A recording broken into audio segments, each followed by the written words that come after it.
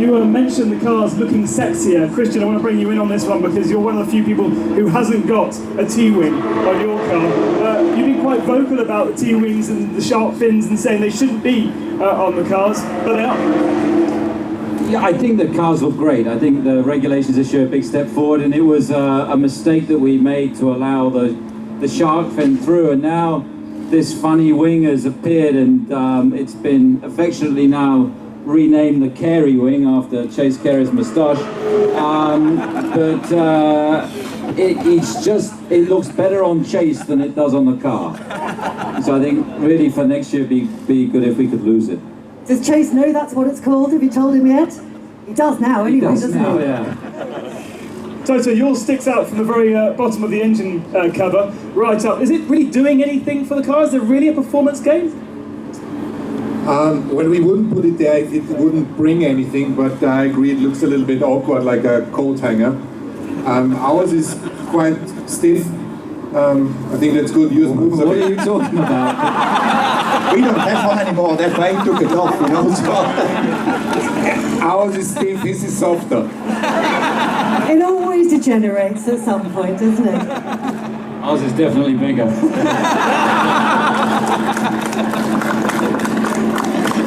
Okay, there's, the other boys, you've got any comment you want to throw in there? Cyril, I can't afford one, I'm afraid.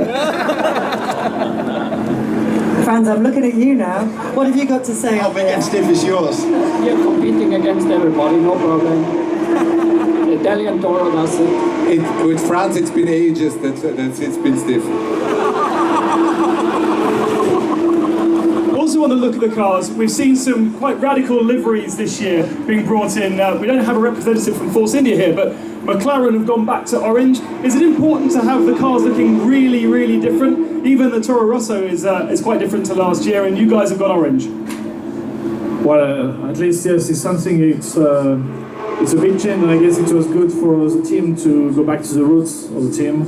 Actually, we engaged with the fan on this, and the reaction was phenomenal about bringing back the orange. So you may like it, not like it, but I think everybody agrees the colors are good. Yeah.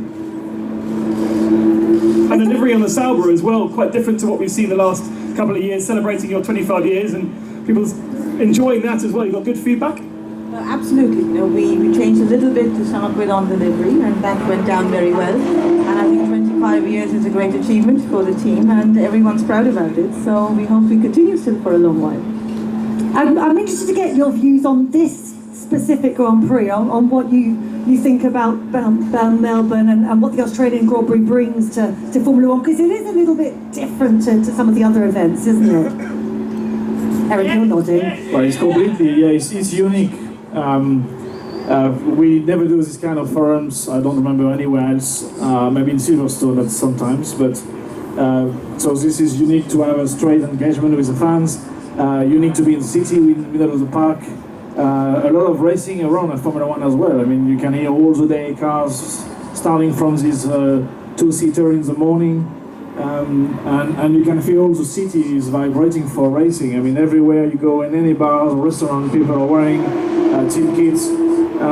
So yes, it's unique. It's the first one of the season as well. So I think a lot of stories, but we all agree we love to come here. Maurizio, what do you think about this event, about the Australian Grand Prix? I don't like it.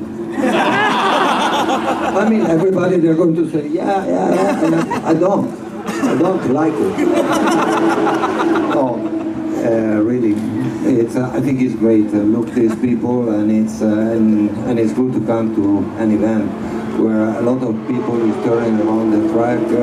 It's interesting, Formula One. But they also have fun. Look, the face of them. I mean, it's not only what we create on the track, but it's all the environment, and that is good. And I have to say, the Australian people in Melbourne, they are great, especially with us.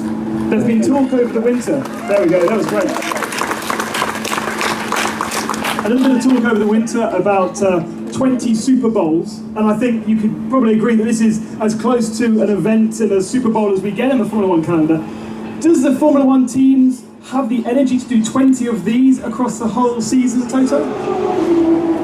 It's certainly the limit. I mean, we're all in good form. We've had a long winter, and we were very much looking forward to coming back, and then obviously coming to Melbourne and seeing you guys, and a city that is really happy of hosting Formula One and does it in the right way. It's really great. If we can maintain a similar level over the season, we could be doing more. It needs a logistical change because the traveling for all of us is quite hard. For the mechanics, they come a week early, they have to build up the garage, build the cars. Once we leave, they stay and have to pack up. So it's quite a strain on all the guys, so we need to work on the logistics. And Gunther, for a smaller team, have you got the capacity to do more fan engagement, to be able to really have 20 events throughout the year as well as the racing on track? No.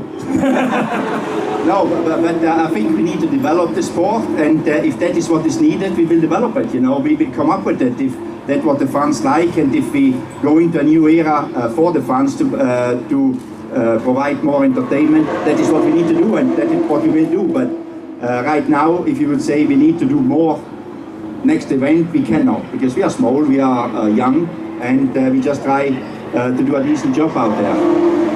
You say that we need to... Oh, sorry, you were going to say something there, Franz. Absolutely no problem. We have 52 weekends, we should have 26 races.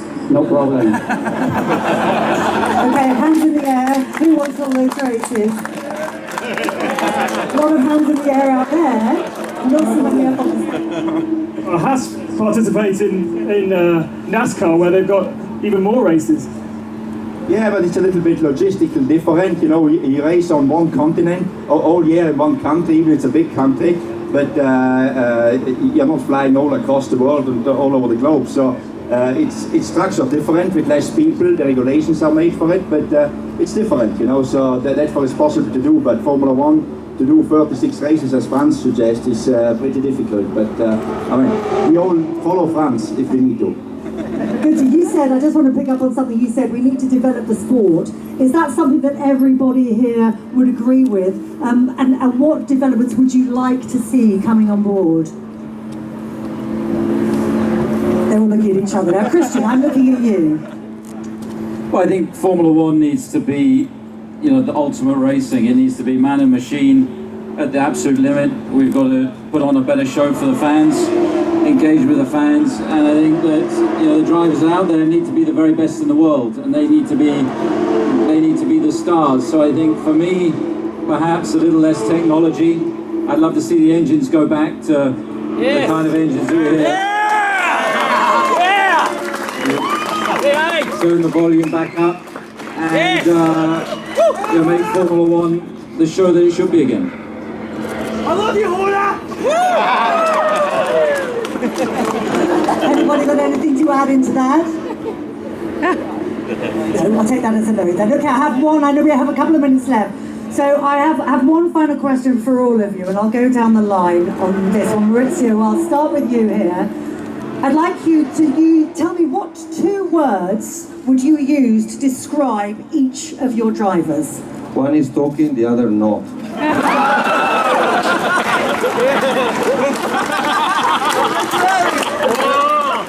I couldn't have summed that up better myself. Monisha, what about you? Sorry. It's a tough one. Well, they're pretty much a contrast, they're like blonde and black. I've got the same like Maurizio. One is talking and one is not talking. So introvert, extrovert. Okay, I was going to say you can't just steal Maurizio's answer, but you made it introvert, extrovert, so that's a little bit different. We'll let you get away with that one. Toto? Here we go. One dresses well, the other one dresses less. Okay, now you have to tell us which one you think dresses well and which one dresses not so well. No, everybody should form an opinion. Christian? Well, I'm just going to mention one driver this weekend, and that's Daniel Ricciardo. Yeah. He's got massive support here, and I hope it's a big weekend for him. And what's the one word you'd use to sum him up? Happy. I don't know whether you can do it in one word, but yeah, sure he is. And what about Max? Max is an incredible talent, and you know, he's getting better and better. But again, one word to sum Max up: I've got again, not one that could sum him up. Max is pretty good, yeah. But I would say the best old driver and the best rookie driver. Franz Beautiful and fast. and Cyril. One is German and one is British. The one that's British, I would have expected that he speaks a lot and he doesn't speak, and the one that is German, I would have expected that he doesn't speak and he speaks. So there is something, maybe it's because we are upside down.